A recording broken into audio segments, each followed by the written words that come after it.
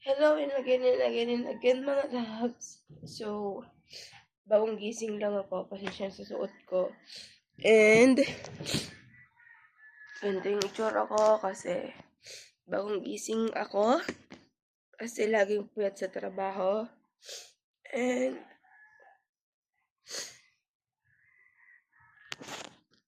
sobrang sad. Ngayon lang ulit ako nakapag-video. Kasi sa trabaho, hindi gusto ko sanang pagsabayin yung trabaho at pagko-content creator ko. Pero hindi talaga kaya. Kasi kulang yung time ko and yung lakas ko. Parang hindi niya kaya mag-extend. And hindi naman yung topic natin ngayon, kundi yung mga baby. May tatlo kasi akong aso na pinaka-baby namin.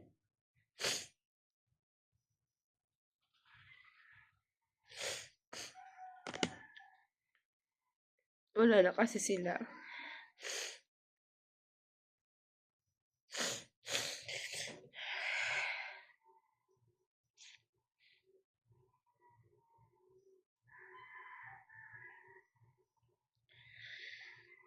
Una, yung panganay nila si Scooby.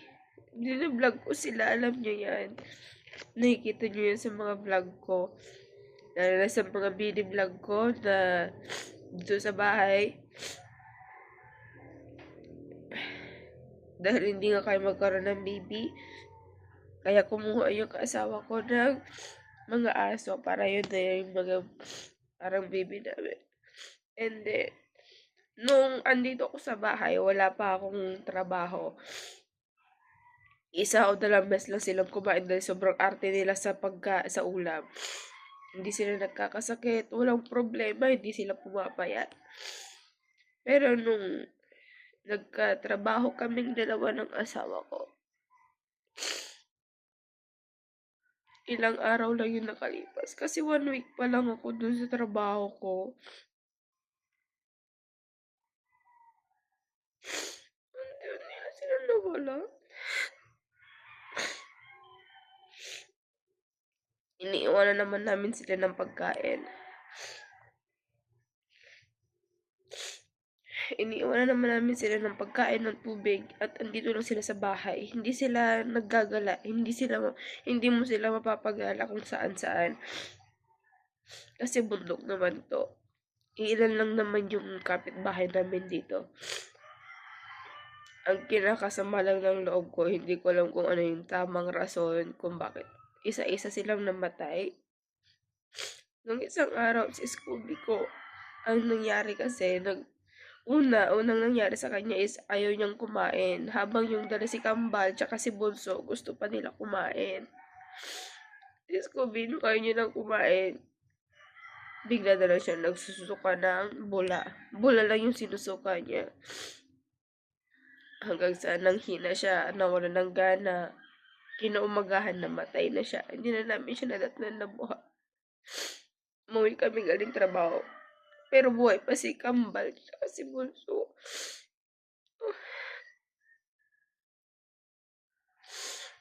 Tapos, after 2 days, nung namatay si Scooby ko, si Kambal naman yung ayaw kumain.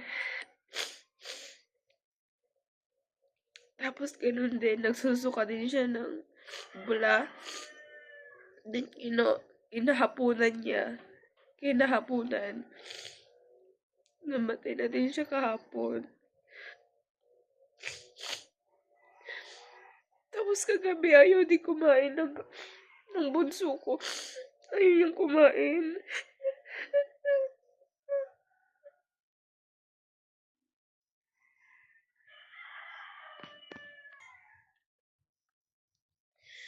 Ayaw kumain kagabi ng bunso ko. Binilhan ko siya ng chow fan. Bali si Bunso, nung may nakapagsabi-sabi na baka daw nilason, painumin lang namin ang asukal na may kaunting tubig para makontra kung nilason man. Kaso pinainom namin kahapon ng gabi. Okay naman, nakaabot naman siya hanggang kagabi. Kaya sabi ko binilhan ko siya ng chow fan para okay yung pagkain niya. Kaso ayaw niyang kumain talaga. Kahit ni isang subo man lang hindi niya kinain. So, sabi namin, hinayaan namin, baka mamaya kakainin siya. Kasi sobrang alas 12 na yun ng gabi. Kasi 11 yung out ko. 11 ng gabi yung out ko sa trabaho. And kayo ng umaga, ginising ako ng asawa ko bago siya magtrabaho. Sabi niya, wag mo nang hanapin si Bunso. Bakit? Sabi ko, nilibing ko na yung na.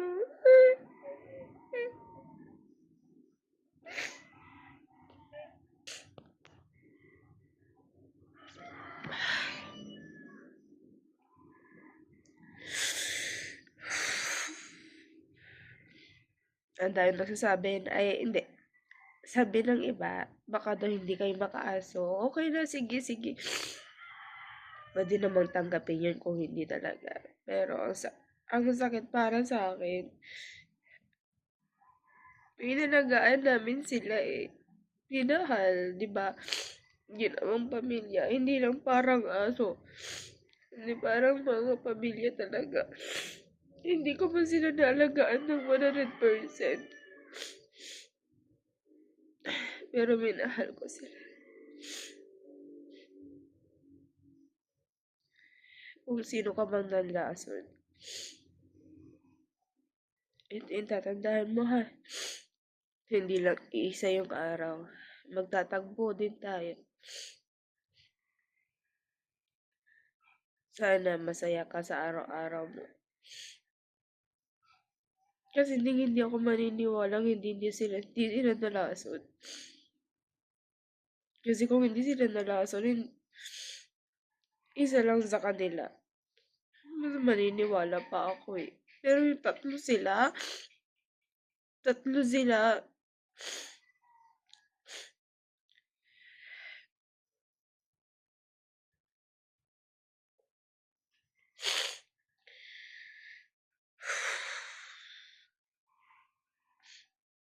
alam niyo bang si Scooby,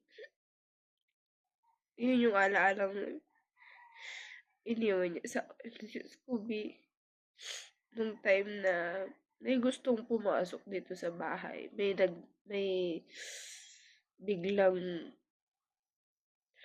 dumating na lalaki. Si Scooby yung nagtanggol sa akin.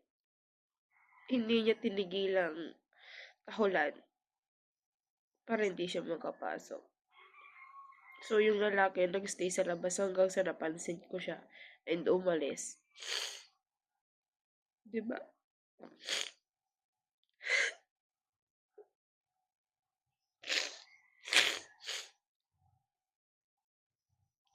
Si Gamba may pagkamahiyain. Hindi siya palalapit. Pero pagdating namin, kahit sino sa aming dalawa ng asawa ko, kompleto sila lagi. Pupunta sa harapan.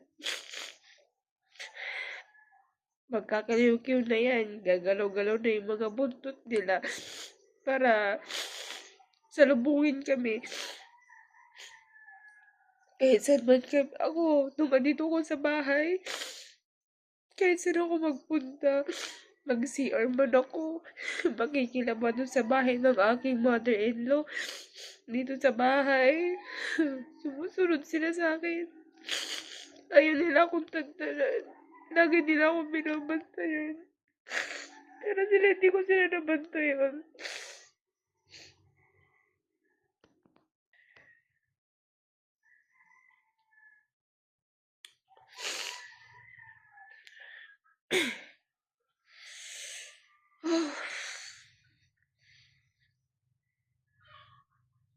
Alam niyo yung pinaka-paborito ng asawa ko?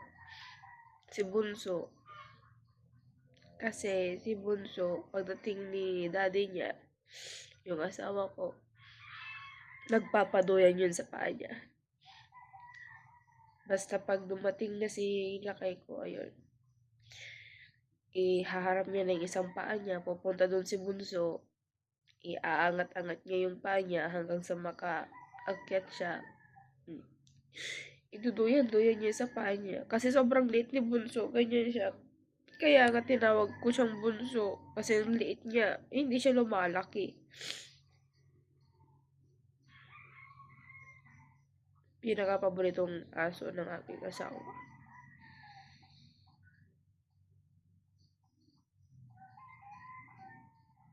Si Scooby, wala siyang lahi, pero parang meron. Kasi nga yung mata niya nagbabago-bago yung kulay. Sobrang mabait ng asong yun. Bakit yun nilason? Wala namang ginagawa sa inyo yung mga yun. Pag may nakitang tao, yung mga yun tatahol lang. Tatahol lang sila.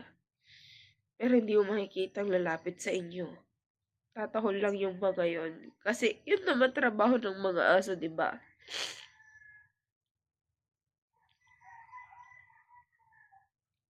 Pero pag binigyan mo ng pagkain, kakainin nila. Ganun sila.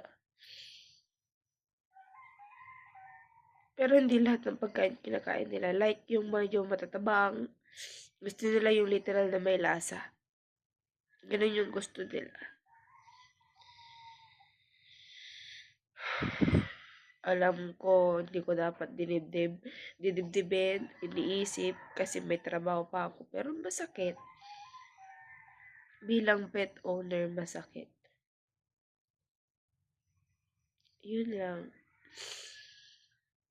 Lesson learned, mga loves. Pag may mga pet kayo, may mga aso kayo, huwag naman nyo hahayaan na laya sila dyan sa bahay nyo lang na kung sila lang. Kasi ang hirap na. Ang hirap. Kasi